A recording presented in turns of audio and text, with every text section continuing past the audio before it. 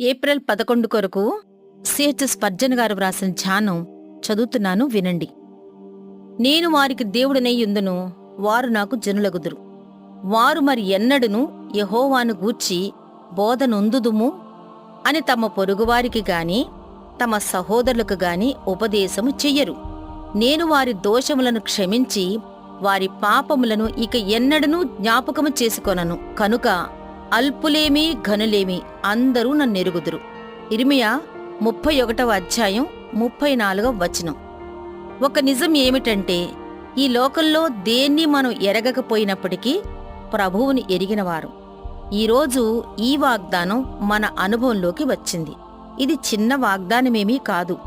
క్రీస్తు శకం ప్రారంభమయ్యాక మనలో ఒక సాధారణమైన చిన్న విశ్వాసి కూడా యేసుక్రీస్తులో దేవుణ్ణి తెలుసుకోగలుగుతున్నాడు. మనం తెలుసుకోవాలన్నంత పూర్తిగా కాకపోయినా నిజంగా యథార్థంగా ప్రభువుని తెలుసుకున్నాం. ఆయన గూర్చిన సిద్ధాంతాలు మాత్రమే కాదు గాని ఆయనను మనం వ్యక్తిగతంగా ఎరుగుదము. ఆయన మన తండ్రి, మన స్నేహితుడు. మనం ఆయన గూర్చి నా ప్రభువు, నా దేవుడు అని చెప్పగలం. మనం ఆయనతో సన్నిహిత సంబంధాన్ని కలిగి ఉన్నాం.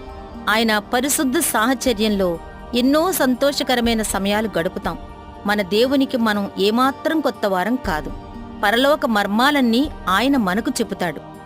సృష్టి నేర్పించే పాఠాల కంటే ఈ మాటలు ఎంతో విలువైనవి.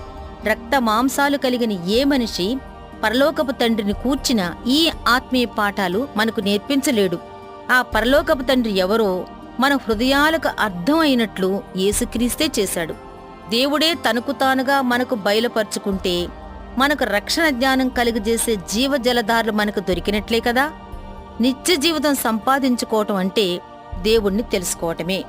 దేవునితో కలిసి మెలిసి జీవించటం మనం నేర్చుకున్నాం అంటే మనం అందుకోబోయే పరలోక మహిమ జీవితానికి రుజువు సంపాదించినట్టే.